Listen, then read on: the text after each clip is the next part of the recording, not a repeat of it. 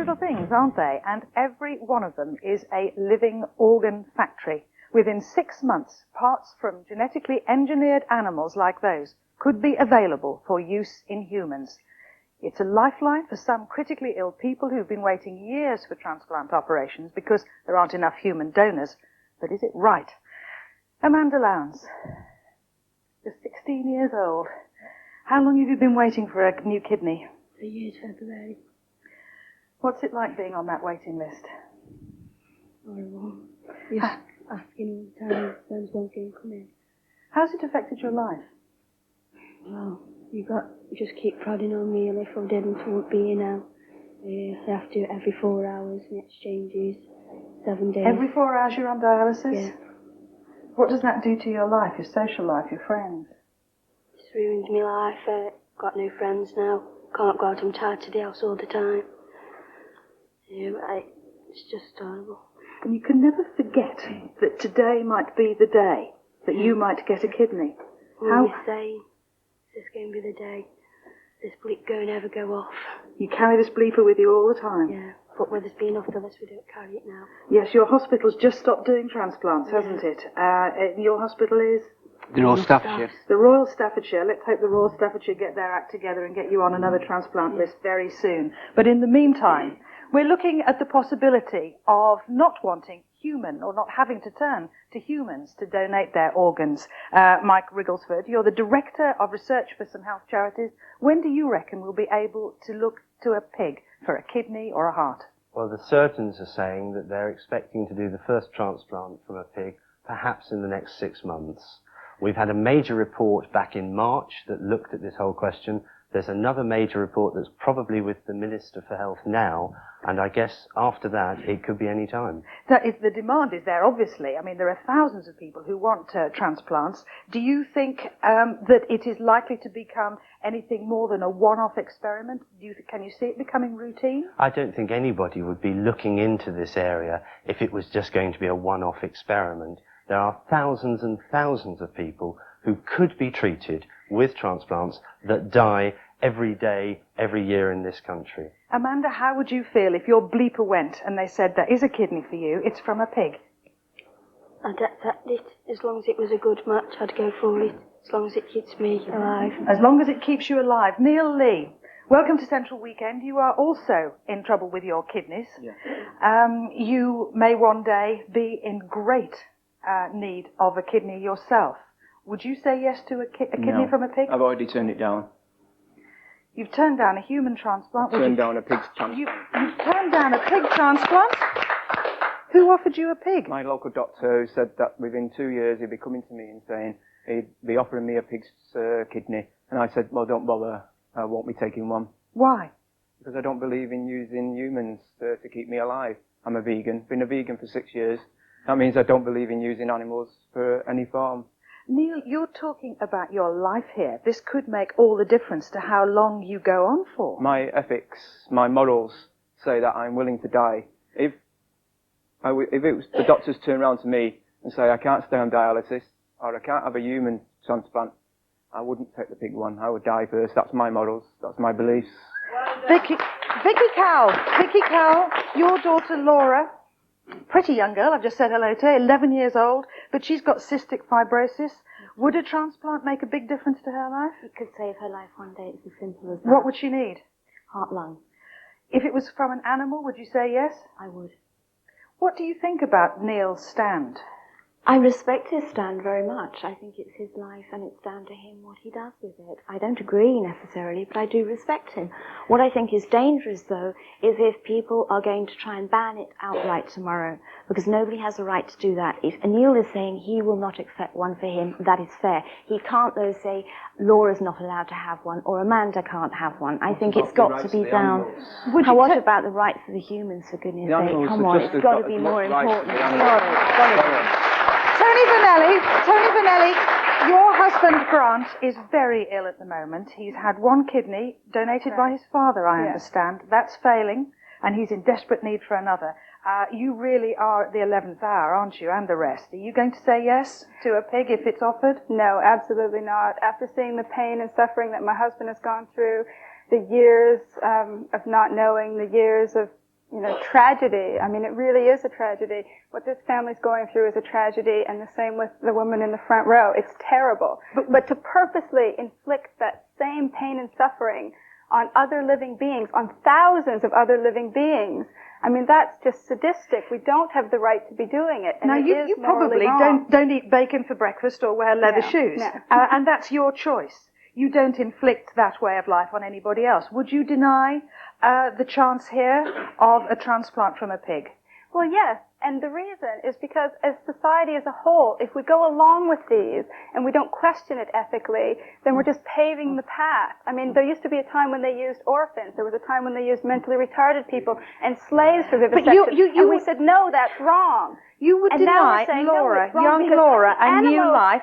Animals love their lives. Animals love their young. I'm sorry, ethically, I think it would be ethically and morally wrong to deny a child. This isn't an opportunity for life. It's prolonging their suffering. No one who's had a xenotransplant has lived more than 9 months. They've killed 33 people and thousands of animals in this Frankenstein science. People are dying every day without any transplant. Yes, and so far, this hasn't solved their problem. There are 2,000 more organ donors a year in the UK would solve this problem, and only 18. I think that is certainly wouldn't solve the whole That would be absurd. What would you put your money on for the chances of survival in 2 or 3 years' time when these things might have become more routine? Well, I'm a heart and lung surgeon, as you know, and a heart and lung transplant surgeon. And the issue of there being enough potential human donors is just not the case. There just simply aren't sufficient human donors. Even if we tap the whole potential donor population, there just aren't enough to treat. Not enough of us are dying to fill the need. Not provide suitable organs for transplantation, no. So if 300 people on the heart list waiting for new hearts. So you're saying there's only 300 hearts for all the people that are dying every year? Neil, that's just not true, actually. There are 300 heart transplants performed each year in this country. At least 25% of patients waiting for heart transplantation die. And the simple fact is that we restrict the number of patients going onto the transplant waiting list so that we don't have that element of people suffering. What is the number on the waiting list?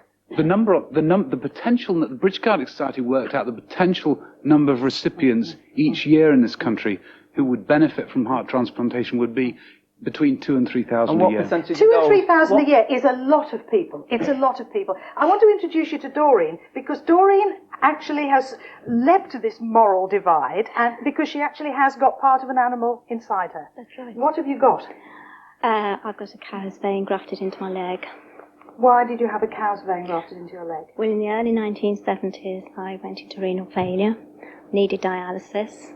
The routine is that you dialyse through your own veins. My veins kept collapsing, and as a last resort, they said we'd have to graft a cow's vein into your leg. If not, you wouldn't be able to dialyse. Without dialysis, I was going to die. I got a 5-year-old son, and I think he had a right for his mum to live. I think he had a right to have a mum. The animals have a right to live too, don't they? Would you have denied, Phipps, you're an animal rights campaigner, but you are really looking here at the sharp end of decision making. Would you have said, no, she shouldn't have had that? No, I did, but I think you're asking the wrong question. It's not a question of whether we should be using cows and pigs. It's a question of why aren't there enough donors? I mean, surely, and it's a shocking. Hang on, it's a we've just shocking had the and answer, disgusting because not indictment. enough people die. Oh no, come on, that's not the good. If more people carry the donor card, so we have to kill animals instead. Is that the answer? I mean, no, I don't think it is. She's talking about 2,000 people die a year on the waiting list. Okay, but millions of animals are killed for no reason. We don't need to kill animals. We don't need to enslave animals for food. And for us to evolve any further, we have to see that we cannot do this any longer. Society, we cannot evolve further. Is this the brain? Decisions for these people to make for themselves personally. But the fact is, we live in a society that eats animals, it wears them as clothing, it uses them for entertainment, as pets, and animals have been used in medical research which have developed things like the ability to do transplants, blood transfusions, vaccines, anesthetics.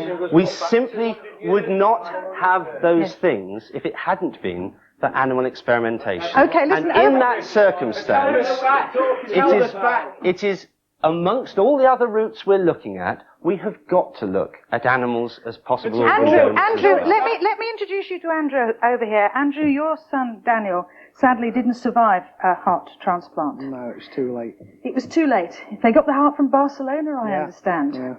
And they put it in. Yeah, it put in. It was fine. But after the amount of time I waited, it was too late. How long did you have to wait? 6 weeks. And during that 6 weeks, would you have considered a pig? I actually asked for a pig's heart. What did they tell you? It'd be too long. It wouldn't be ready in time. I mean, you're talking years of research. I mean, don't get me wrong. I respect these people's beliefs. At the end of the day, my son's life came first. His short of murder, I wouldn't have done anything. Really? You would have killed a pig? I would have killed the pig, took the heart out, put it in myself. Mike, beyond that, there is this problem that we have faced with various other things in the recent past. We have AIDS that we think may have leapt from the animal chain. We have mad cow disease that we think may have leapt from the animal chain. We mess with animals at our peril. We don't really know what viruses we're going to let out. Well, that's a very alarmist view. I mean, the expert reports who've looked at this have said there is a risk. It would be crazy to pretend that there wasn't a risk, but the risk is minimal. In other words, viruses... A virus only needs, as far as I know, a minimal viruses space. we can detect, probably. So the person that it's going to be a danger to, if there is that one-off case, and there may well be, is going to be the person who receives the transplant. It's not going to be a mass epidemic that's going to sweep the population. At the beginning, this is absolute alarmist nonsense. It's alarmist nonsense, you're scaremongering. We've already seen the polio vaccine contaminated with the SP40 virus, which lived quite happily in the green monkey, and then when it got into human beings, it caused cancer. We've got HIV, we've got house, which can live with viruses. Once you start taking them out, you've got all kinds of problems. We have enough medically induced plagues as it is. We don't need to create any more. Is this true? Is this true? Are we right to, would it be right to be much more cautious? I think it's right to question it, but I think the caution's already being taken. We know so that the work that's been done experimentally on xenografts, a lot of it is concentrated on eliminating the risk of infection into humans. I think that the main risk, of course, is to the person receiving the transplant, and you have to balance that against the risk of them not having it. Let me ask Vicky. Vicky, are you prepared to take that risk with Laura? When we're far enough down the line, yes, absolutely. If it was a matter of life or death, if she was going to be dead in 6 months' time, I think it's a risk you've got to take. Yeah. You've got to. What I'd like to know are these people, I know they have the views, but have they ever sat at the side of a bed and watched a child go with lady here has had her hand up for a long time. Tony, thank you very much. This lady here has had her hand up for a long time. I've got a son who happens to have Down syndrome. Now, funnily enough, Down syndrome people aren't considered worthy to have heart and lung transplants. There's a girl dying because she can't have a heart and lung transplant. So in some ways, Down syndrome kids are regarded as subhuman. Now, I would quite happily donate his kidneys if a healthy pig that was a perfectly normal, healthy pig... You're a child! He is not considered human. We've already said that. If he was ill, he wouldn't get heart transplants. He's not worthy because he has Down syndrome. That's society's idea of him. He also won't refuse. He won't say no because he has no voice. It's exactly the same with the pigs. The pigs have no voice. So because the pig has no voice, and you're stronger than the pig, do you say... Okay. Thank you very much. Thank you, madam. Actually fit to live. He is not fit to live. He will always be a burden on society. Thank you, madam. Thank you very much indeed. Excuse me. Let me reach out to you. We've got his picture here. He's a gorgeous boy. You should be proud of him. I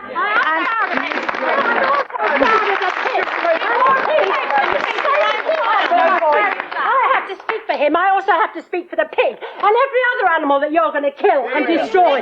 What is it going to be next? Chimpanzees?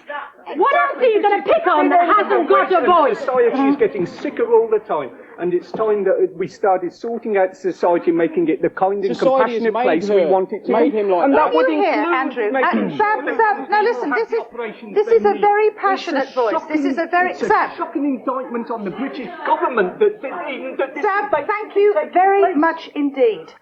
When you hear the feelings that come from the bottom of somebody's soul like that, these are feelings that are profoundly meant. Do you think it is very cavalier of the drug companies and the medical researchers just to carry on without taking it very seriously and addressing these arguments? Well, it is taken very seriously, and these arguments are being and have been addressed, and are being addressed here. That's why we're doing this. But I would like to say that the level of animal husbandry now, and particularly for transgenic pigs, I mean, this is so much. It has improved enormously over the thousands of years. I mean, you know. We've got to wind it up now. I want to talk a little bit to Amanda. Amanda, you're going to be 17 tomorrow. Yeah. I don't think there'd be any prizes for guessing what your birthday present in its ideal world would be, would it? And she's entitled to it, isn't she? You want that bleeper to go. You want a kidney. Now, this is an argument that will rage for a long time, and we haven't had the first animal organ transplant yet. In the meantime, what do we do to help the thousands like her? We all carry a donor card. Yeah. If tragedy does occur, if a tragedy in your family does occur, and your loved one becomes a potential donor, then you say yes. We'll all say yes, if it's us. Thank you very much indeed. Thank you.